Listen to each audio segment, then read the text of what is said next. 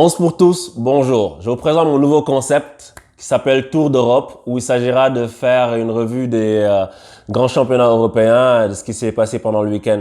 Donc en fait, je vais vous parler des faits marquants en France, en Italie, en Angleterre et puis en Espagne. Donc sans plus tarder, je vais commencer par la France. Ça va être vraiment expéditif parce que je vais parler du PSG, of course. Euh, PSG, ils ont joué contre Metz, ils ont gagné 2-0. Et ce que j'ai à dire, en fait, c'est quelque chose que j'ai déjà dit la semaine dernière, c'est-à-dire que le jeu est poussif, en fait. Il n'y a pas de construction du jeu. L'animation offensive, elle n'y est pas du tout. Sarabia, j'ai trouvé qu'il a disparu. Je l'ai trouvé pas bon non plus le match d'avant. Et il y a juste le seul Di Maria qui se démène devant, quoi. Et les satisfactions, c'est Idrissa Gueye que les gens découvrent écoute, il est pas nul, quoi. C'est un joueur de football. Donc ça étonne beaucoup de gens. Moi, ça me fait sourire tout ça. Mais voilà, quoi. Tuchel, et même Neymar, l'homme sandwich, il peut pas régler ce genre de problème-là parce que ça, c'est un problème collectif. Tu vas avoir un joueur qui peut masquer la forêt en faisant des dribbles ou bien en déstabilisant des blocs, mais le PSG en ce moment, c'est vraiment pas ça.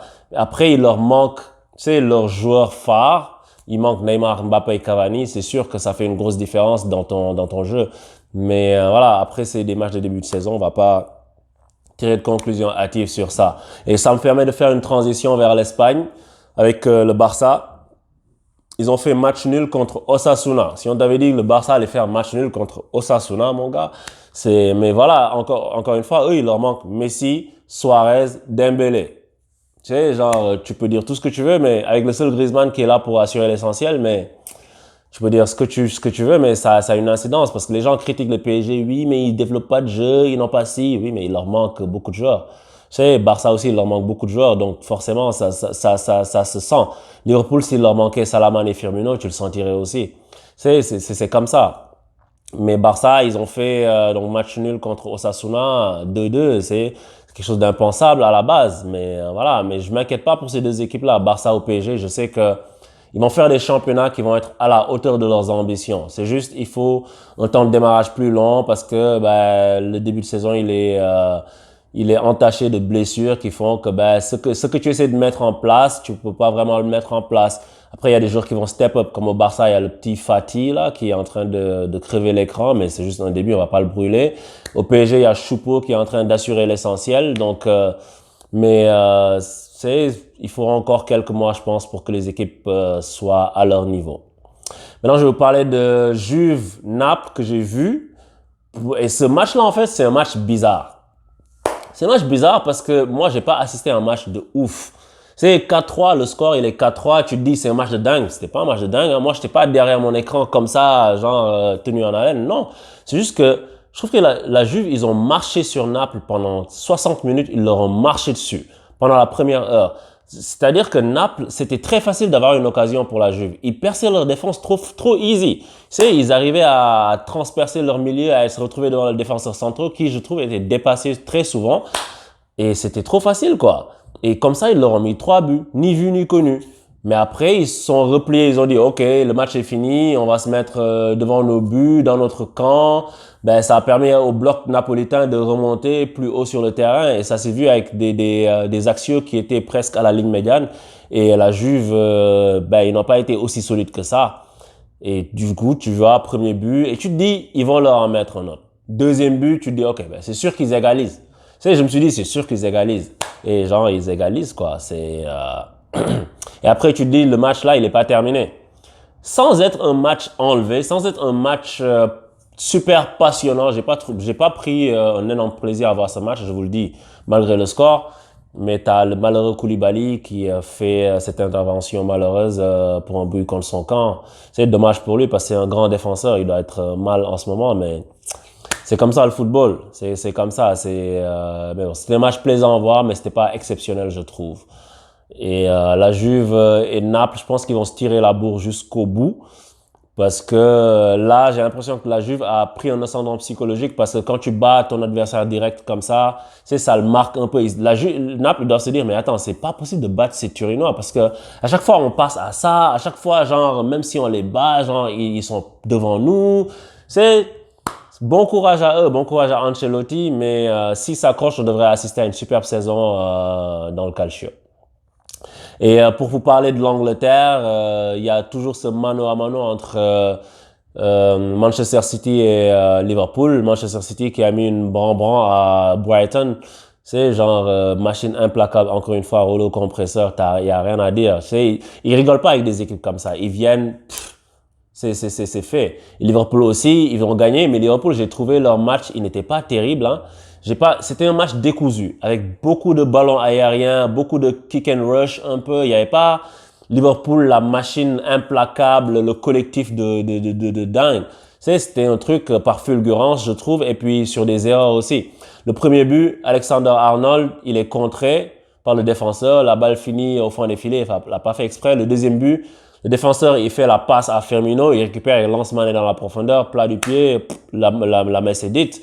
Et troisième but, là par contre, bon, Salah il emmène trop son ballon et Firmino il vient, il frappe.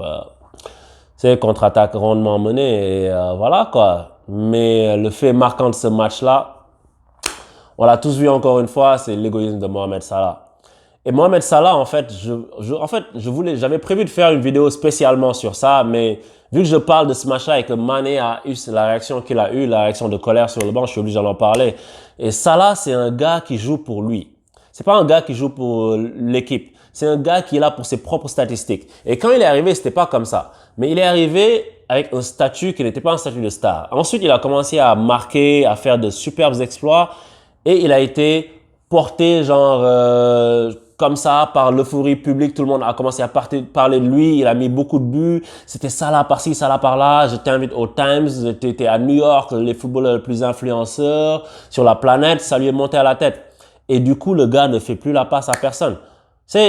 Il fait des passes décisives, hein, genre, mais Salah fait la passe quand il n'a pas d'autre choix que de faire la passe. C'est pas un gars qui va avoir un coéquipier démarqué, il va se dire, ok, je peux tenter l'action individuelle, mais je vais lui passer. Non, il va tenter l'action individuelle. Mais quand il est coincé, il va te faire la passe. Salah te donne le ballon dans un 1 pour recevoir un 2. Il va donner le ballon pour que tu lui rendes. Il va pas te donner pour te mettre dans les conditions de marquer, sauf quand il n'a pas le choix, mais il va te le donner pour faire une course pour que tu lui redonnes directement parce que toi, tu es prêt avec le ballon dans les pieds ou bien les adversaires sont trop proches de toi, tu peux pas marquer et lui, il se retrouve en face à face, il peut terminer. Et c'est très égoïste. Et aujourd'hui, ça a pété parce qu'il l'a fait depuis très longtemps. Dans le même match, il aurait dû passer à Bobby Firmino à un moment donné. Et d'ailleurs, le but que Bobby Firmino marque, c'est pas une passe de Salah. Salah essaie de dribbler toute la terre entière et Firmino vient, le ballon est trop long pour Salah, Firmino vient, il frappe, mais il doit passer à Mané. Mais Salah refuse de faire ça parce qu'il est obnubilé par le ballon d'or africain et par toutes les distinctions autres qui viennent avec. Et ça, c'est pas normal. Tu peux être dans la même équipe avec des gars qui te passent le ballon. Dans les premières minutes, Mané lui donne la balle, il frappe sur le poteau. Et puis, lui, il est là, à chaque fois, il veut pas passer le ballon, quoi. Et Klopp doit faire quelque chose. Et ensuite, c'est Mané qui sort. C'est toi, t'es là, le gars te donne pas le ballon, tu dois marquer et puis tu sors. Ben, il y a de quoi péter un câble au bout d'un moment. Parce que Mané, il en faut beaucoup pour l'énerver. C'est un gars calme et tout, mais là, c'est pas normal. Salah doit arrêter de faire ça. Pour des distinctions individuelles, le gars se permet de faire n'importe quoi. Donc ça doit être vraiment quelque chose de discuter. Et Klopp, je sais que c'est de la langue de bois. Il dit, on en a parlé, c'est fini, c'est pas vrai. Il faut régler ce problème-là.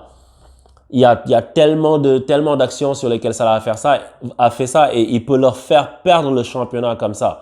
S'il continue avec cet égoïsme-là. Et Mané ne mérite pas ça. Il mérite qu'on lui donne le ballon qu'il marque et lui aussi va donner le ballon à ses coéquipiers pour qu'il marque.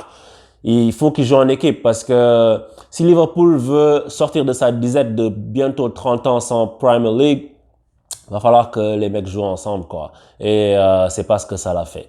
Donc bon courage à eux, bon courage à Klopp et on se pour tous, abonnez-vous. Voilà pour ce tour d'Europe. Et ça va être la trêve internationale et sûrement les autres vidéos vont parler de Neymar, l'homme sandwich, le feuilleton qui était à sa fin. Parce que je veux pas parler de ça dans cette vidéo-là, je veux pas mêler les choses. Il y a tellement de choses à dire dessus. Je me suis tué pendant tout le gros du feuilleton parce que j'ai pas envie de cliquer sur n'importe quelle chose.